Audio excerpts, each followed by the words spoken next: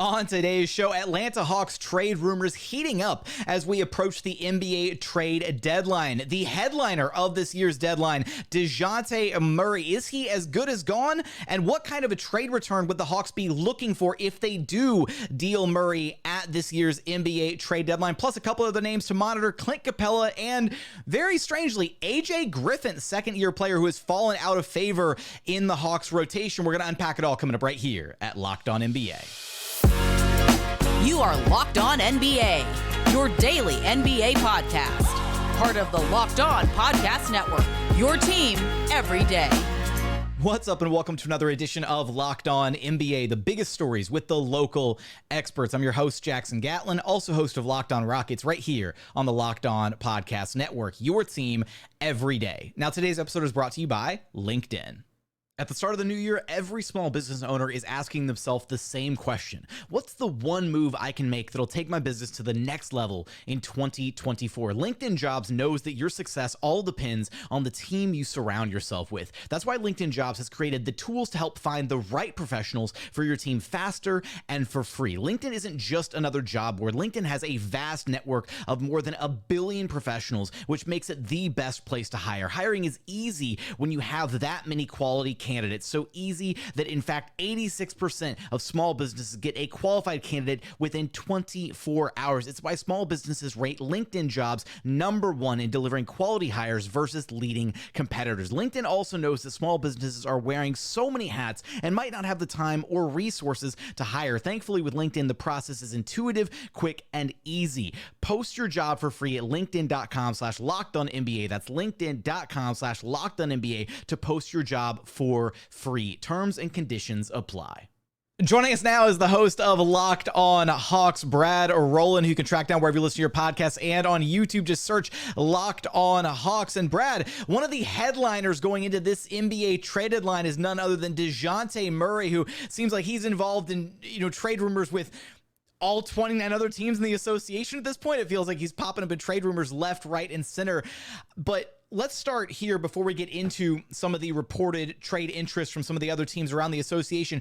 Why hasn't the pairing of Trae Young and Dejounte Murray worked to this point, so much so to where, the Atlanta Hawks did their own version of an all-in trade in trading for Dejounte Murray, and now it seems like they're kind of backpedaling and moving away from that pairing? Yeah, it seems like it. And it feels like it's kind of a multifaceted, I hesitate to use the word failure because it could have gone worse. You know what I mean? It's not like it hasn't gone, it's not like the first percentile outcome, but it has not gone particularly well. I think the theory of it, honestly, was the primary failure. They kind of thought that Dejounte Murray was going to be able to both lift their offense with and without Trae on the court, and also really kind of maybe not solve, but mostly solve the perimeter defensive issues. Not necessarily on his own, but and neither one of those things has really happened. I think that Murray has done his job to lift them offensively when Trae sits, but the pairing with them together has not worked out very well offensively. They're still fine on offense, but for a team that's built to be a top 5, top 6 offense, they've not been as good as they probably should have been with their best 2 players on the court together. Usually your offense needs to be at its absolute best when your top 2 guys are playing together, and it hasn't been that way.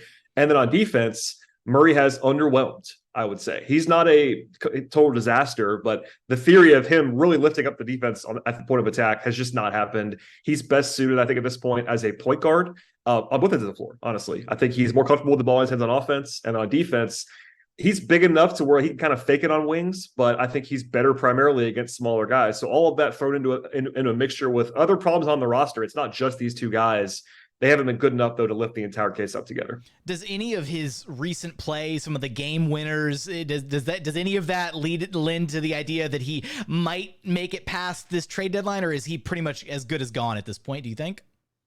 I think that it's possible that they keep him, but I would hope, if you are a fan of process that I am, that the Hawks wouldn't overreact to Dejounte making a pair of game winners. Obviously, big shots, and the shots that he made were kind of Dejounte Murray shots. Like, he's actually quite good at hitting pull-up jumpers off the dribble. Like, that's actually one of his better skills, just kind of floor-raising offensively, taking those difficult shots. But this team is still underwater for the season, and I wouldn't overreact to that. But look, as much as it has been reported out there, I've heard the same thing, that it is likely he gets traded.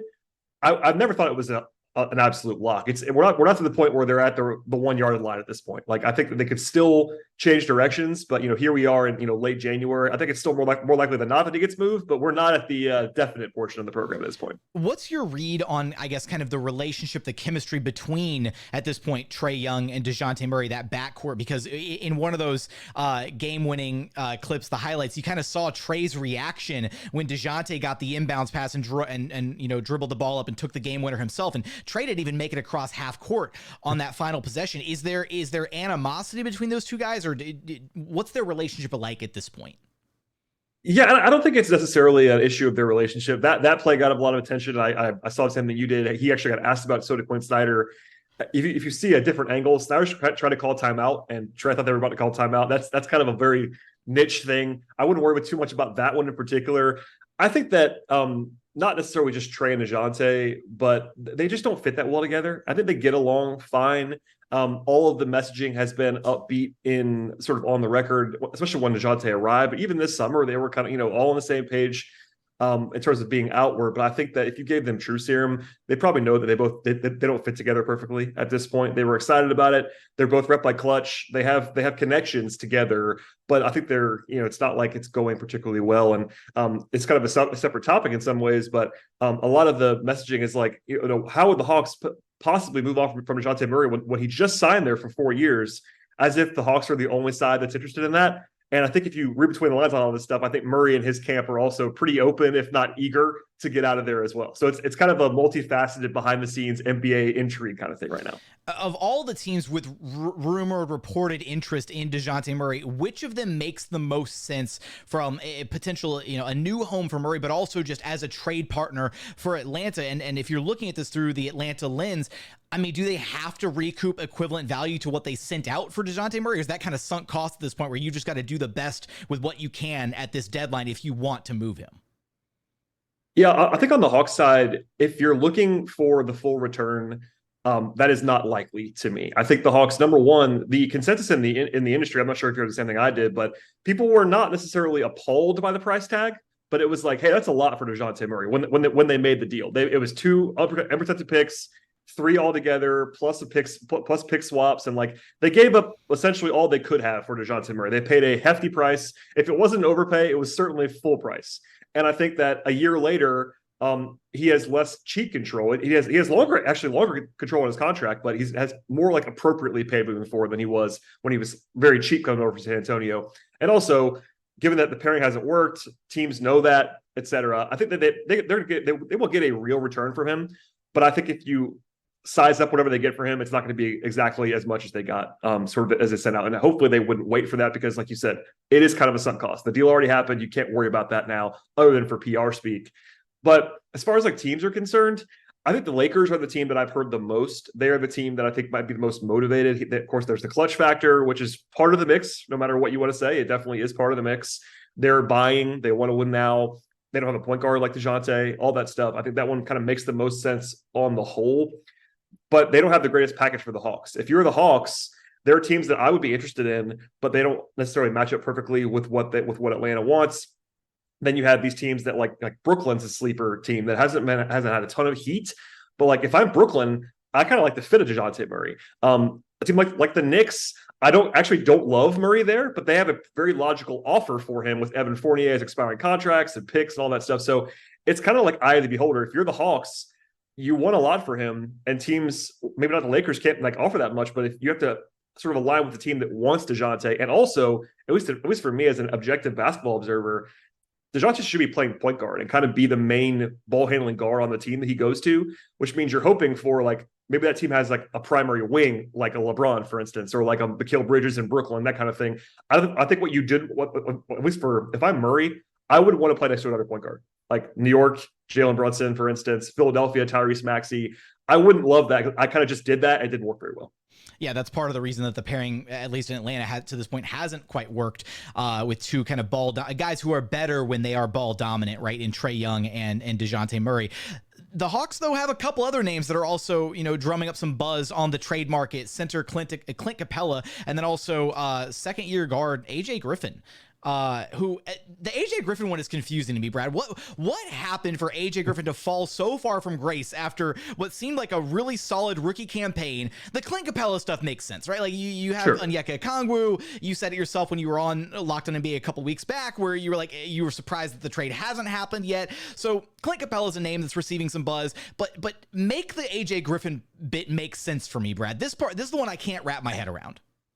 Look, nobody can, to be honest. Now, the one thing I will say, there's kind of a mystery here. I don't mean that in a nefarious way, but AJ had like a multi-week personal absence during this season. He wasn't playing a lot before that anyway, which was already a little bit strange. And I was kind of flagging, like, this is kind of odd that he's not playing after what you accurately said was a good rookie season. Like, he was in the top 12, 13 rookies last year, just like productivity, minutes. He was efficient on a decent team. And usually that's a good stepping stone for a guy who's a first-year player.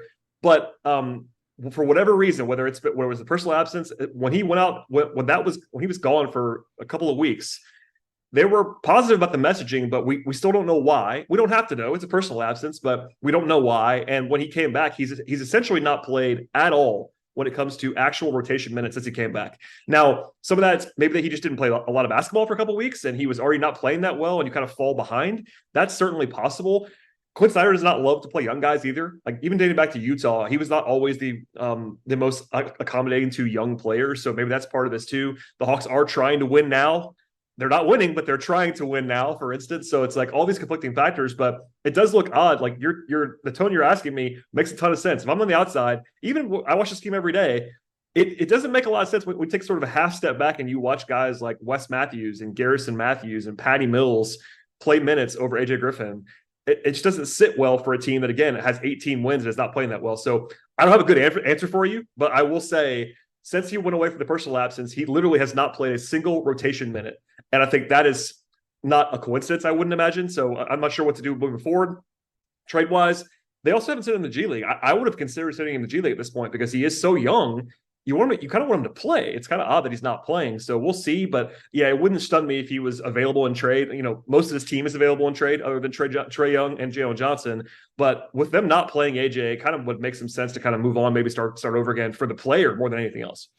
Will we see a blockbuster Dejounte Murray trade ahead of the NBA trade deadline? Will Clint Capela and why am I blanking on the name? We were just talking about it. AJ Griffin. There we go. AJ Griffin. I drew the biggest brain fart at the end of the segment. That's incredible. I was like DeAndre Hunter. Like, where do you want to go on this? You can just pick any name, throw the names into a hat, and draw a name out. Will any of these players still be members of the Atlanta Hawks after the trade deadline? You'll have us covered for all of that and so much more over at Locked On Hawks. Brad, thanks for stopping by Locked On NBA with me. Thanks for having me.